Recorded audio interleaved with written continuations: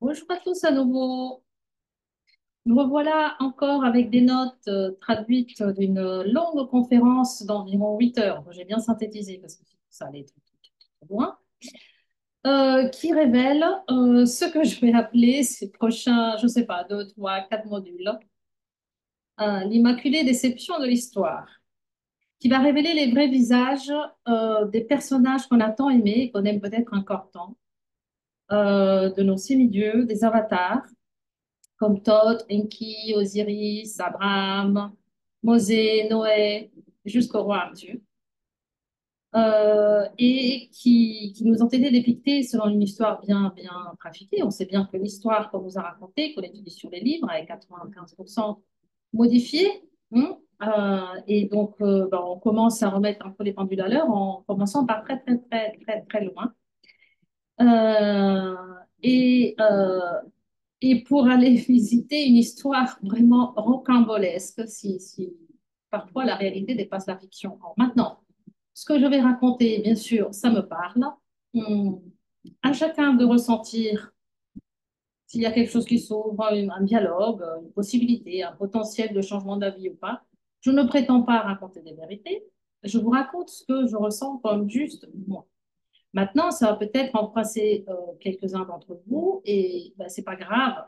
C'est pas grave. On va changer de chaîne, peu importe. Hein. J'en suis pas là pour convaincre qui que ce soit de quoi que ce soit, mais je suis tellement passionnée par nos origines et par la manière dont notre histoire a été manipulée et sur comment effectivement aller tirer les fils et remettre ensemble des morceaux pour comprendre un petit peu ce qui se passe maintenant, et ben, il faut remonter vraiment à très loin. Et toute cette narrative va nous révéler effectivement davantage le pourquoi on en est là. Ça a commencé il y a très longtemps. Ça date pas d'il y a 20 ans, de 40 ans, de la Première Guerre mondiale. Ça n'a rien à voir. Si, il faut être capable d'élargir un peu sa conscience, de voler un peu plus haut, de voir un dessin qui dépasse l'échelle de notre planète, pour aller dehors. Hein. Comme je l'ai déjà raconté d'ailleurs dans tous les modules, dans la playlist La science sacrée de l'origine, hein, vous aurez compris. Et ben, ces nouveaux 3, 4 ou 5, 4 modules s'insèrent exactement dans la même configuration. Et ils sont là pour nous, bah, voilà, pour nous ouvrir, pour nous donner éventuellement des réponses, pour peut-être comprendre des choses qu'on ne comprenait pas. Peu importe. Chacun raisonne comme il le sent. Maintenant, il faut dire que, voilà, bah, il y aura des visages, hein, des individus, des personnalités, des êtres hein, qui vont être complètement démasqués. Et cela, voilà, ne va peut-être pas plaire à tout le monde, mais c'est pas grave. On laisse passer. On va aborder ici une épopée galactique qui dépasse toute imagination. Un jeu au massacre de différentes entités, de différentes factions, qui se font la guerre entre eux pour pouvoir prendre possession de la Terre et on comprendra pourquoi. C'est-à-dire que on aborde cette narrative, Star Wars à côté, c'est une comptine pour enfants, d'accord? Bref, aujourd'hui, ce premier chapitre parlera dans l'introduction, enfin, il y aura une introduction que je vais évoquer, des personnages d'Enki, Enlil et de Thoth. Alors, je vais commencer à vous lire juste en préambule. Ah oui, et avant de commencer, excusez-moi.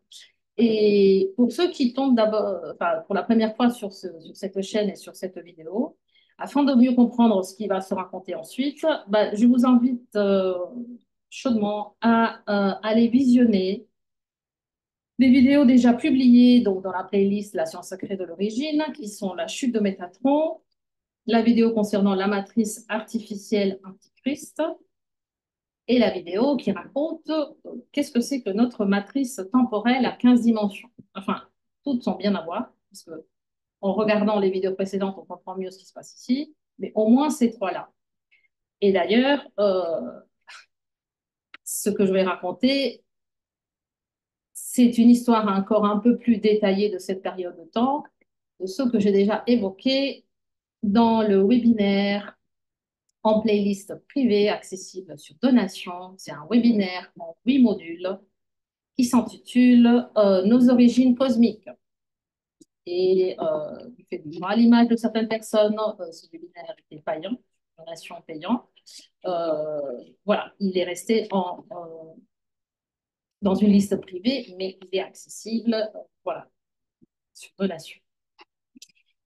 Alors, dans l'introduction, on va évoquer, parce qu'on comprendra par la suite le pourquoi, les temples cristallins de l'intraterre posés au niveau des portes stellaires connectées aux activations intraterre intérieures. Dans la terre creuse, dans la terre intérieure, il existe 12 temples cristallins dotés d'une technologie très avancée utilisant les cristaux, ces cristaux, et créant une énorme quantité de puissance, d'énergie, hein, qui peut être utilisée pour le bien ou pour le mal. Il faut se rappeler que l'énergie est neutre. Tout dépend de l'intention avec laquelle on l'utilise. Donc ces grottes, hein, ces cristaux, ils étaient utilisés pour réparer les dommages apportés à la grille lors de la chute de la porcelaine numéro 12 sur Aramatena, du fait de l'alliance de Métatron, Jéhovah et les guerres d'Orient. Ces temples ont été créés environ il y a 3 millions d'années et ils contiennent des piliers de sélénite emportés de Sirius B et qui ont l'habilité de traverser 3 harmoniques de densité tout en gardant leur forme. C'est-à-dire, normalement, quand on change de dimension et de densité carrément, on vit dans l'univers harmonique numéro 1, ces cristaux peuvent se transférer dans les densités 2 et 3, l'univers harmonique 2 et 3, sans modifier leur structure cellulaire, alors que n'importe quel être vivant, quel être matériel, nécessite un changement moléculaire, de structure moléculaire pour passer d'un univers à un autre. Ces cristaux ont la taille de gratte-ciel. Ils sont utilisés comme des générateurs. Et ces temples sont placés donc, à l'ouverture des 12 principales portes stellaires terrestres connectées à leur porte d'activation après Terre. Dans la Terre intérieure, ils ont gardé, donc les fondateurs, hein, ces portes stellaires ouvertes pendant des milliers d'années pour pouvoir accéder à l'évolution planétaire, hein, l'ascension de la Terre. Mais ces générateurs ont la capacité, se souvenir, de créer une interface avec les portes stellaires galactiques et pourraient aussi être utilisées pour inverser les codes des lettres de feu à travers les différentes dimensions. C'est ce qui s'est passé par l'œuvre métatronique. La prise donc de cette porte stellaire numéro 12 est obtenue, celle qui relie à Aramatena, en inversant les codes de la porte stellaire numéro 11 et en les dirigeant vers donc, la 12 en la faisant imploser et pouvant ainsi euh, contrôler donc, cette matrice spatio-temporelle. J'ai raconté dans un autre. Pour résumer, pour se souvenir, je l'ai déjà dit, mais je le redis, donc ils existaient dans ces factions qui se sont séparées du divin, les fameux anges déchus. Il y a une partie qui s'appelle les draconiens, qui était partie des avatars des séraphins déchus sur l'étoile Vega de la dimension 10, dans la constellation de la Lyre, et les Anunnaki, qui étaient les Elohei déchus sur Avion, dans la dimension numéro 11, porte solaire numéro 11. Et là, j'introduis de ce fait la rébellion luciférienne et la déception de Thoth Enki.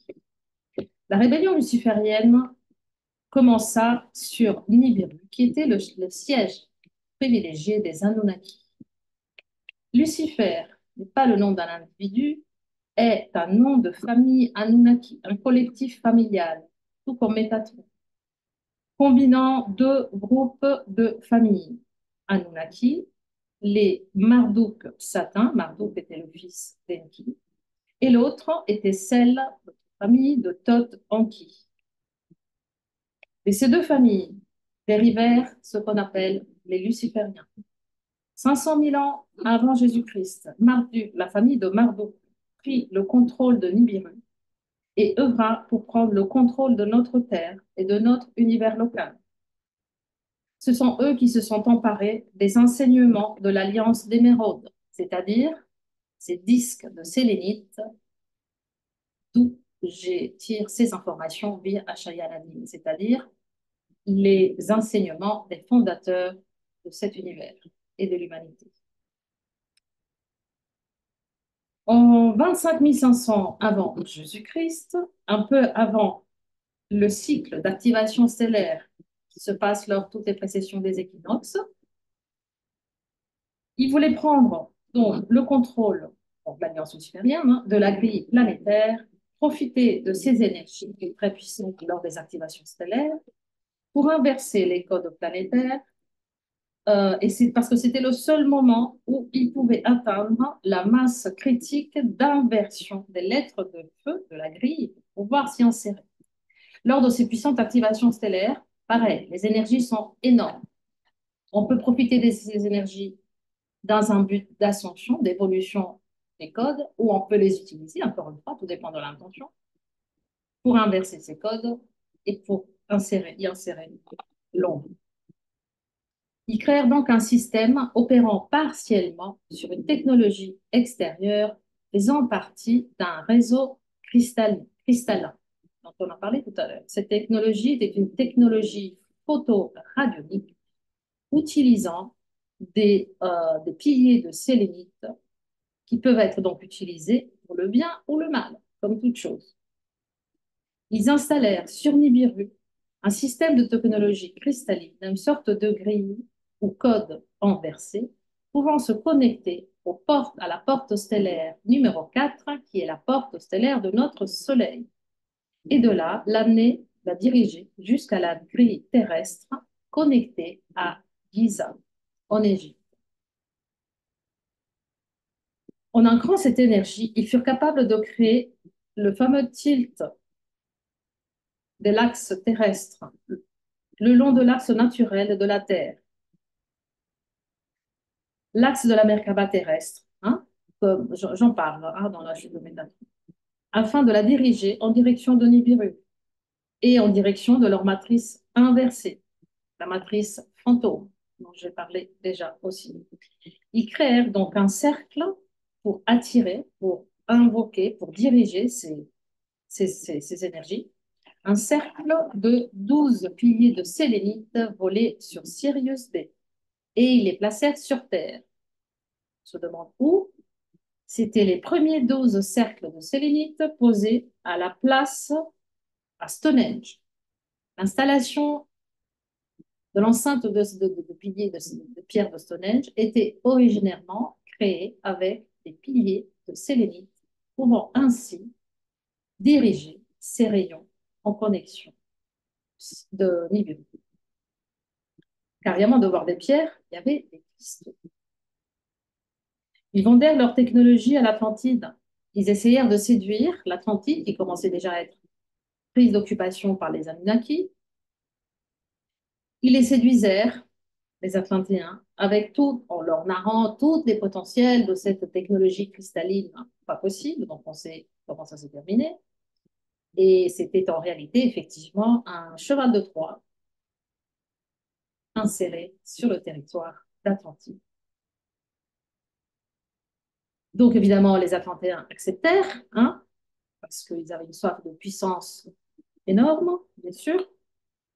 Et cette nouvelle grille, appelée grille diodique Nibiru, grille cristalline diodique nibiruenne, fut installée, contaminant la grille terrestre avec des codes inversés en espérant que pour le prochain alignement stellaire, donc l'alignement stellaire prévu 17, il n'y a pas longtemps, donc ils pensaient bien longtemps à l'avant, hein, là, ils étaient hors du temps, ils sont millénaires, c'est OK, c'est bon, on y va.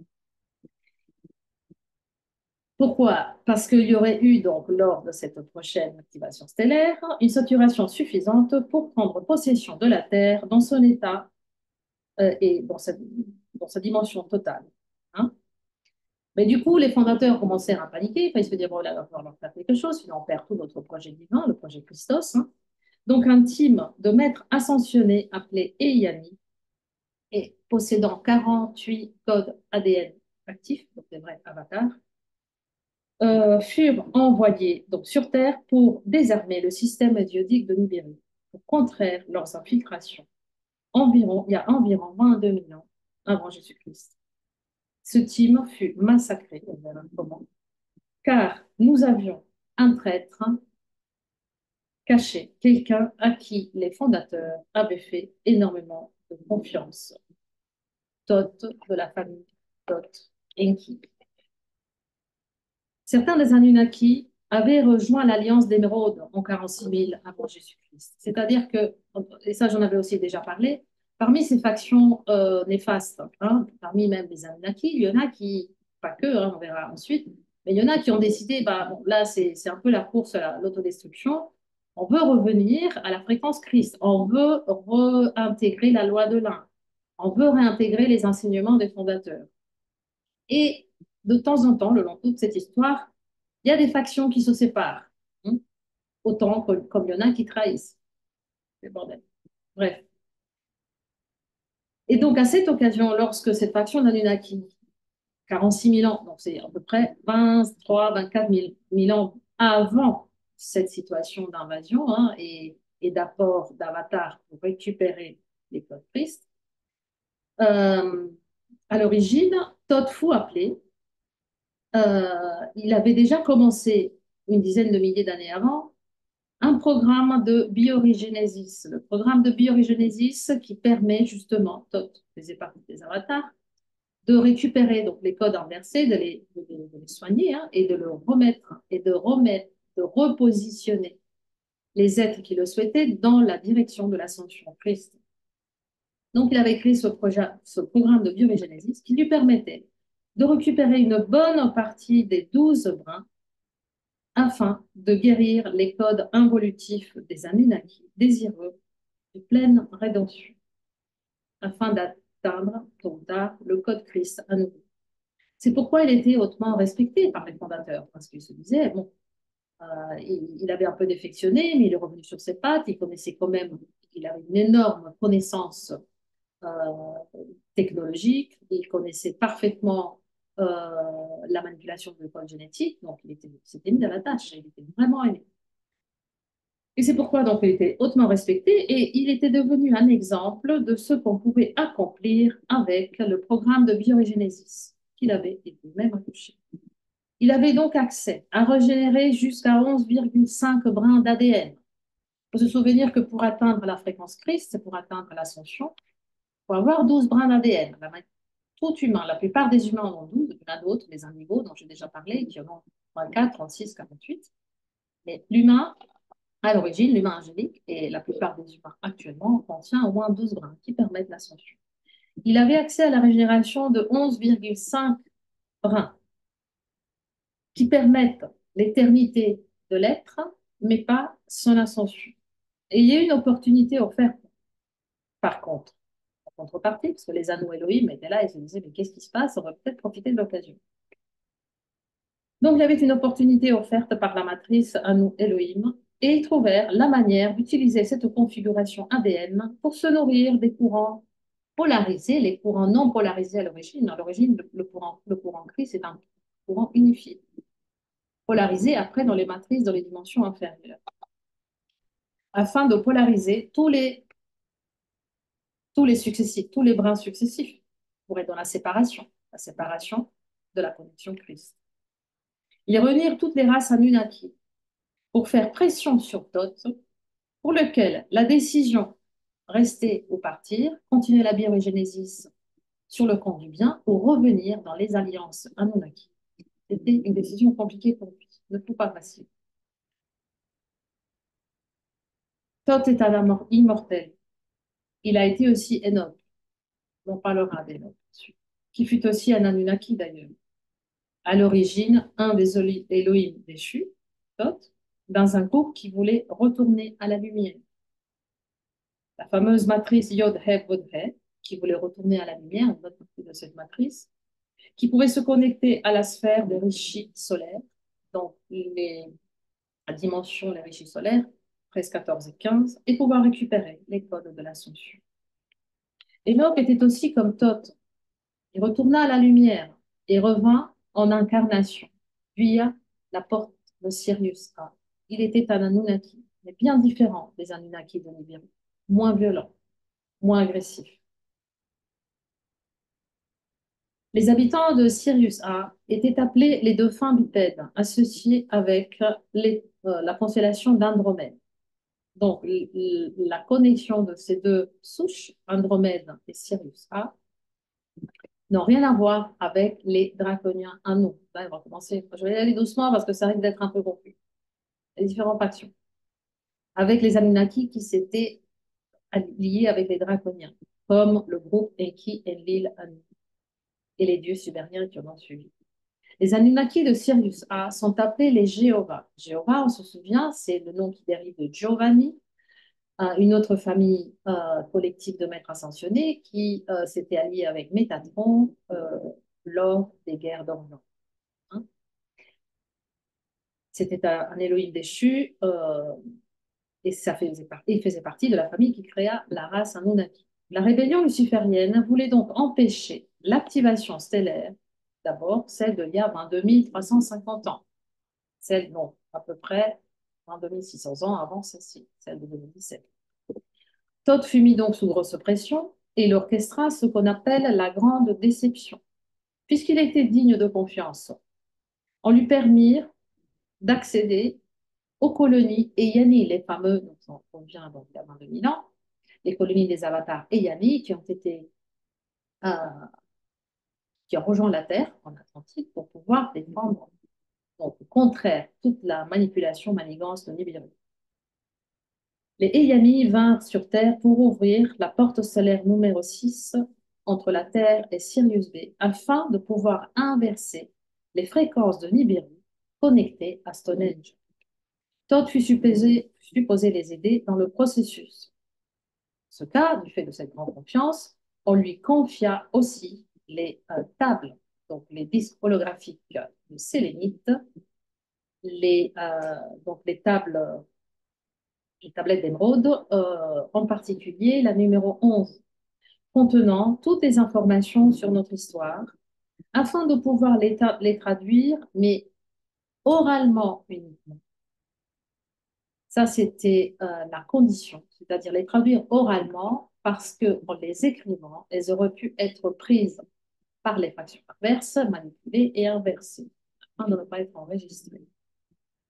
Il était censé enseigner donc aux Anu Melchisedec, la race des Anu Melchisedec qui voulait donc retourner à la loi de l'un, donc enseigner la loi de l'un, le Christ intérieur. Les plaques sont toutes les plaques, donc les 12 CDPP. Je ne peux pas le prononcer, c'est trop compliqué.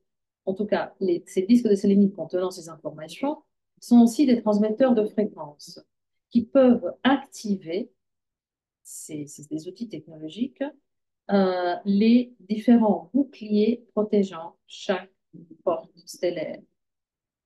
Il existe 12 grands boucliers qui sont des disques un peu plus grands que les disques de sélénite, des plaques qui contiennent toutes ces informations enregistrées. Et ils pouvaient être des activateurs à distance des différents portes stellaires. Pareil, pouvaient être utilisés bien pour le mal. Donc, en fonction de qui les possédait, et ben, la suite est claire. Donc, était intéressé donc, au disque numéro 11, à ce bouclier numéro 11, afin de transférer des informations aux Anu Melchizedek, voulant ascensionner et donc passer le programme de régénération. Donc, Todd, qu'est-ce qu'il fit? Il est traduit. Il prit la décision de rejoindre le reste de sa famille, la famille Todd-Enki, la famille Anunnaki, qui s'était croisée entre-temps avec les Draconiens. Donc, défection de Todd, trahison. Todd-Enki, le groupe, donc famille Todd-Enki et les lignes de Marduk sont deux différentes familles d'Anunnaki. Ils ont été en guerre entre eux, père et le fils, bien sûr. Thoth succomba donc sous la pression de la volonté, de la décision de la réunification des nations Anunnaki. Il trahit les fondateurs et tous ceux qui lui avaient donné leur confiance, car il avait œuvré avec l'Alliance Émeraude pendant des milliers d'années. Les colonies Eyani, donc ces avatars envoyés sur Terre pour sauver la situation, étaient ce qui restait des colonies lémuriennes après leur destruction en 50 000 avant Jésus-Christ. Ils étaient installés sur le site d'activation de la porte stellaire numéro 12, île Kauai à Hawaï, afin de neutraliser les codes de Nibiru. Thoth les infiltra et regroupa un nombre de prêtres à Melchizedek, ceux qui œuvraient avec l'Alliance, ceux qui voulaient être régénérés, afin de les guider sur un programme de 10-11 ans pour apprendre à saboter les installations de la grille de Nibiru. Malheureusement, ils sabotèrent toute la mission. Les invasions de vaisseaux nibiruens commencèrent à stationner sur l'île et à s'infiltrer petit à petit. Les Anunnaki avaient besoin de femelles reproductrices, entre autres, afin de s'approprier des codes ADN. Les Anunnaki étaient des exceptionnels généticiens. Une opportunité fut donnée par Thoth et certaines femmes furent choisies afin de se joindre à eux sous peine de torturer et tuer leur mari. Et hélas, une partie, sous la pression, céda au chantage. Mais la déception fut majeure lorsque il leur faisait croire, ils leur ont raconté en fait que toute la planète était déjà sur le point d'être détruite, que le grand conseil d'Alcyone avait déjà défectionné et s'était rendu, et qu'il y avait, en gros, il n'y avait déjà plus rien à faire. Ils étaient les derniers qui restaient, et que de toute façon, il n'y aurait personne pour venir les sauver, et il n'y avait plus d'espoir. Donc, en gros, si vous n'êtes pas avec nous, ben, on va tout faire exploser, et comme ça, c'est fini, et en plus, femme étant sensible à la vie et au prolongement de la vie, aux soins de la vie, ils ont tenu leur discours en disant si vous êtes vraiment des femmes avatars, des femmes prêtresses, si vous vous préoccupez d'autres formes de vie sur la planète, le mieux, c'est que vous vous joignez à nous et être nos propres reproductrices. Comme ça, on vous laisse tranquille la planète.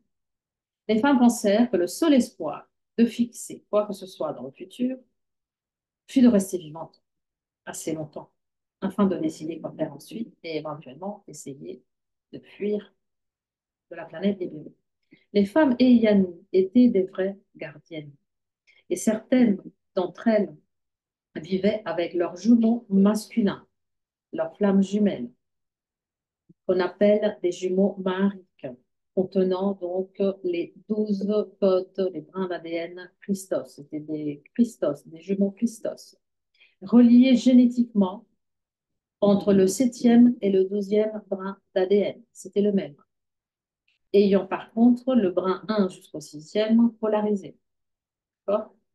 Donc séparés, mais le même brin du 7 au 12. Ils sont littéralement un seul être.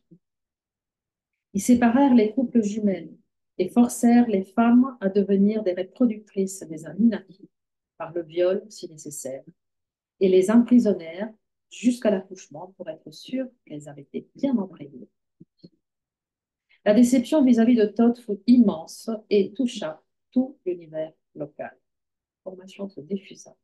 Thoth donc vola les plaques de sélénite et par simplifier la transmission aux prêtres compromis, il les traduisa par écrit, dont une partie de ces traductions, les fameuses tablettes d'émeraude qui circulent encore de nos jours.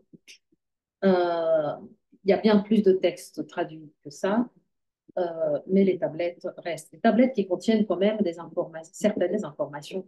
C'est un mélange en fait. Qu'est-ce qu'ils ont fait? Ils ont manipulé l'information originaire en y ajoutant leurs propres intentions. La caste des prêtres corrompus pouvait enfin avoir le plein contrôle sur la grille planétaire. Les tables d'émeraude dérivent donc d'une bonne source à l'origine, les tables d'émeraude des fondateurs, mais elles ont été utilisées à mauvais escient, volontairement. Et le pire fut la trahison envers la lignée des magies, c'est-à-dire les avatars de la lignée Eyani. Les femmes Eyani, une fois accouchées, furent emmenées sur Nibiru et un mari leur fut attribué, bien sûr. Les couples devaient être formés. Et dans Thoth aussi, pris pour épouse une femme Eyani. Mais elles découvrirent que leurs maris et leurs flammes jumelles furent chassés, torturés et tués. Mais avant de faire, ils les amenèrent, donc ces hommes, hautement évolués, au temple de l'Atlantide. Et du fait de leur codification en tant qu'avatars, ils furent utilisés comme des postes électriques, comme des générateurs humains, pour générer des fréquences pouvant accéder aux grilles jusqu'à les incinérer. Quelques-uns d'entre eux réussirent à fuir. Ce fut la décimation des structures des grilles planétaires et interplanétaires. Maintenant, on ne va pas avoir de la rage envertante, parce que le temps est passé, maintenant on pardonne tout le monde.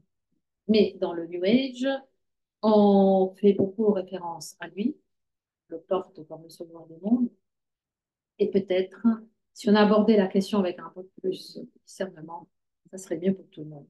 J'insiste, il n'y a plus de gourou à l'extérieur de nous, nous sommes nos propres maîtres. Au-delà de ça. D'autres ça dans cette même association jusqu'en 1992, lorsque les accords pléiadiens syriens furent signés, et grâce auxquels, je te prends un moment, les factions Anunnaki acceptèrent de se retirer de la planète et réintégrer l'alliance d'Émeraude par biorigénésis. En janvier 2000, lorsque la grille commença à s'activer pour les prochaines activations stellaires de 2017, les Anunnaki changèrent d'avis, certains d'entre eux. Heureusement, depuis 20 000 ans, et malgré le massacre Eyani et ceux qui s'en suivit, l'Alliance ferma, clôtura l'accès aux ces portes stellaires, ce qui les empêcha d'accomplir leur plan d'invasion totale et en appliquant la codification inversée de la dimension 1 à la 11 sur toute la grille planétaire, comme sur Nibiru. On va digérer cette première partie. Ensuite, à bientôt.